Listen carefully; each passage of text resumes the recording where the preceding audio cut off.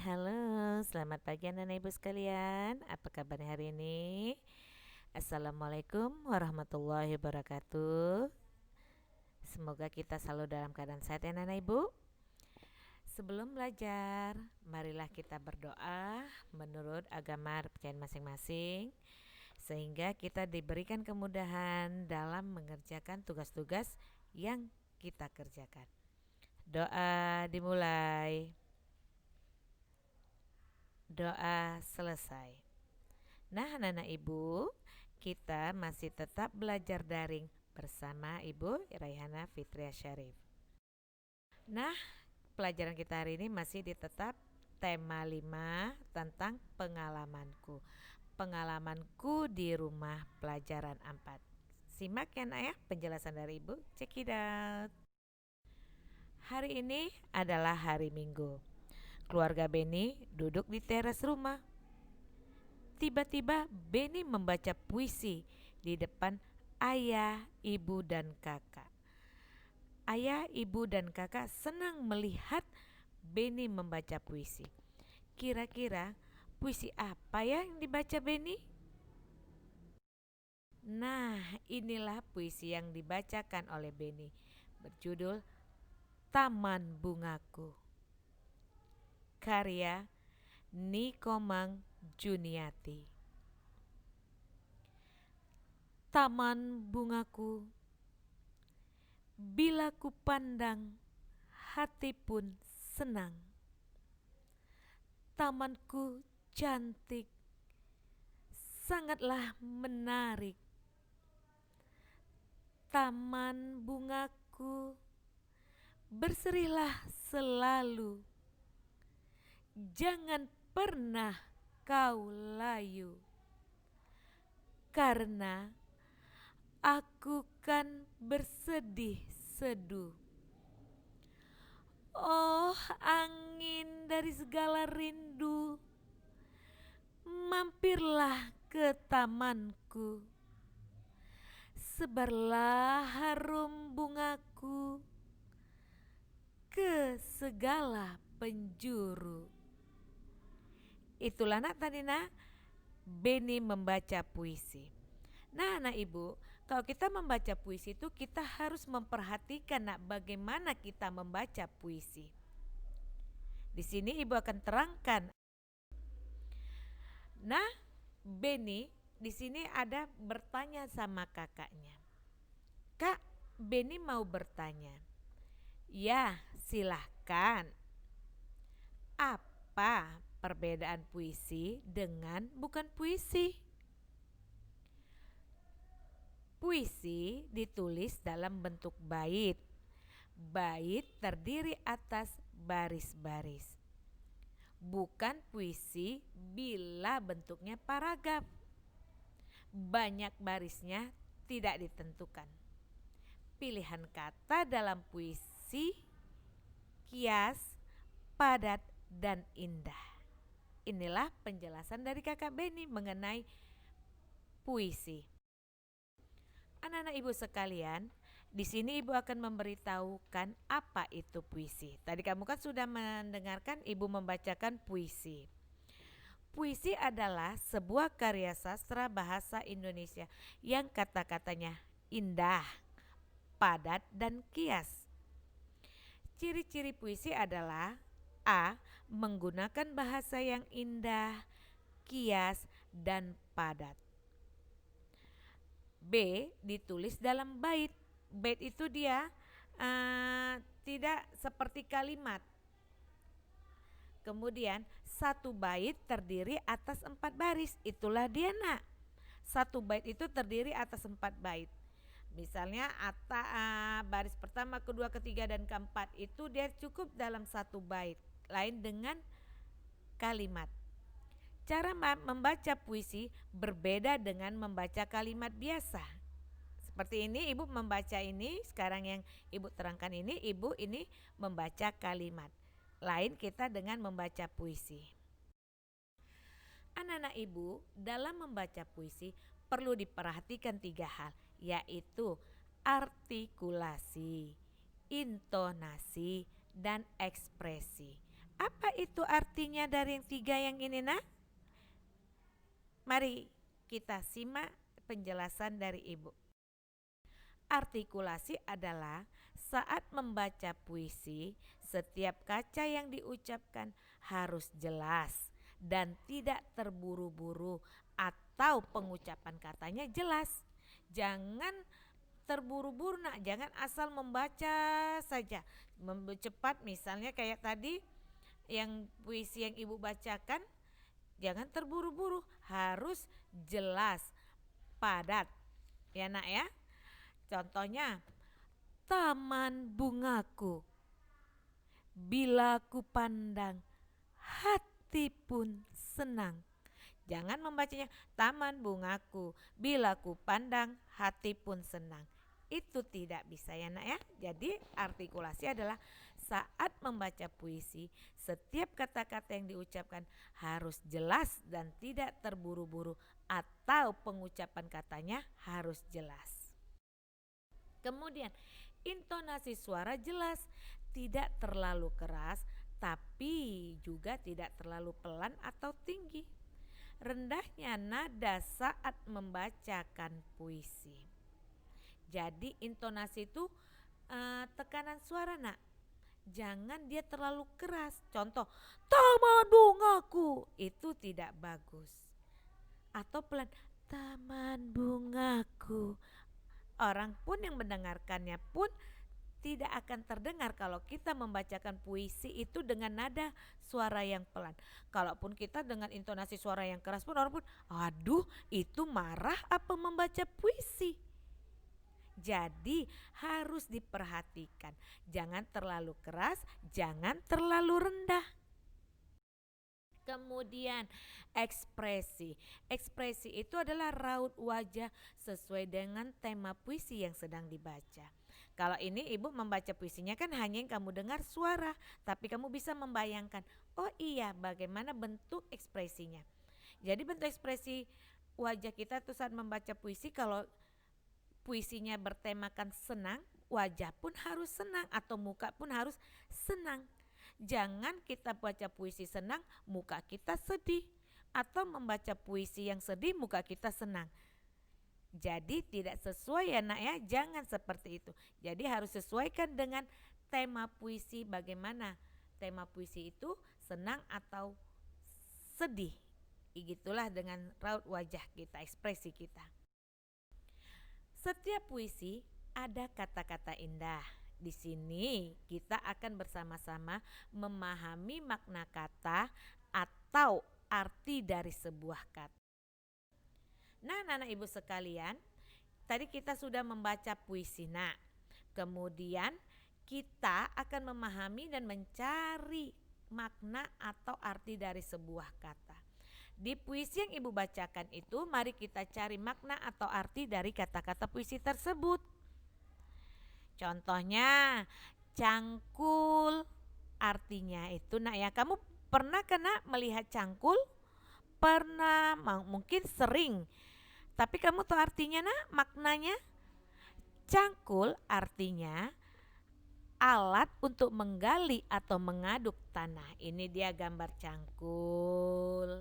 Ini digunakan untuk mencangkul atau menggali tanah. Lebih sering digunakan oleh para petani.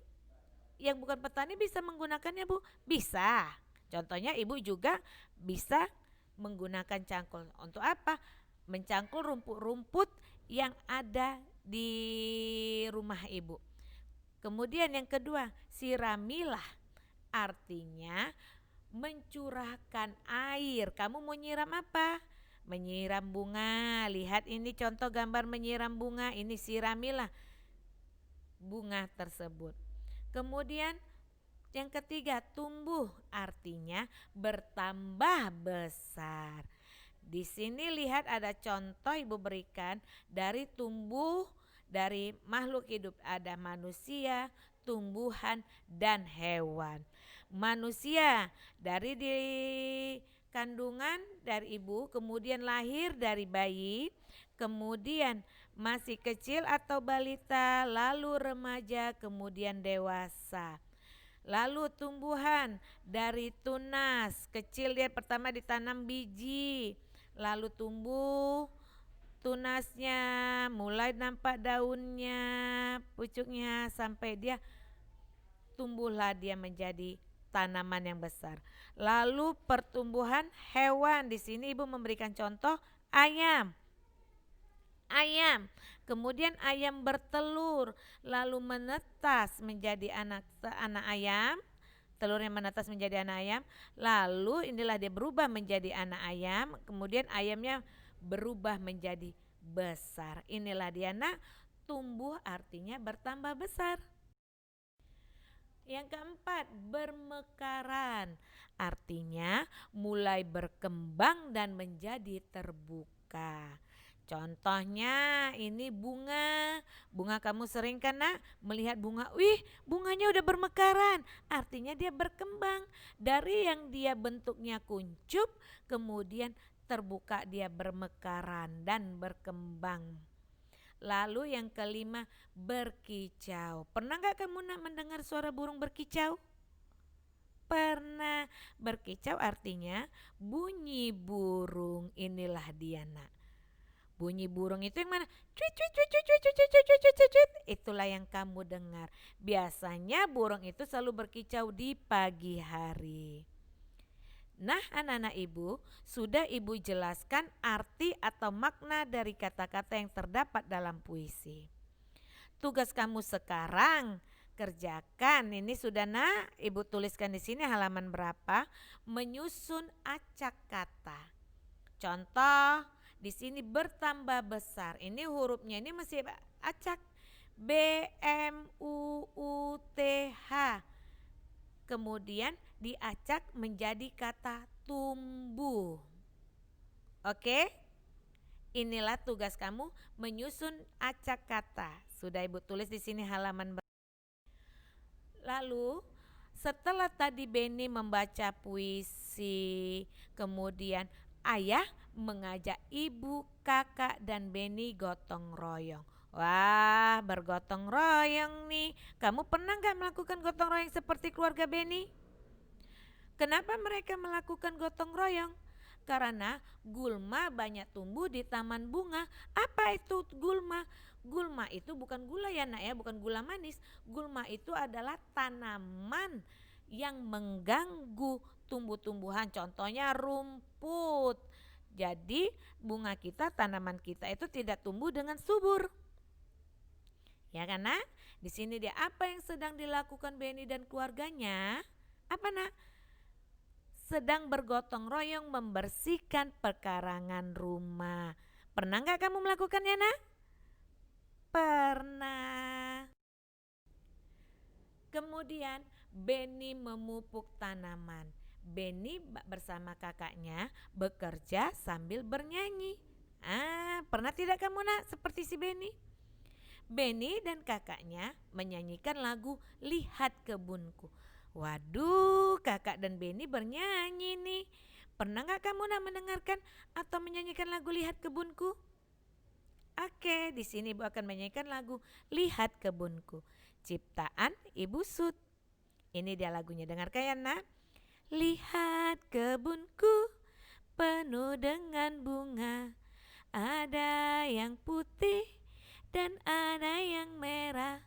Setiap hari ku siram semua, mawar melati semuanya indah. Itulah dia nak, lagu dari Lihat Kebunku. Jadi kamu jangan lupa untuk menyanyikannya nak ya, lagu Lihat Kebunku. Jangan lagu-lagu yang asal-asalan.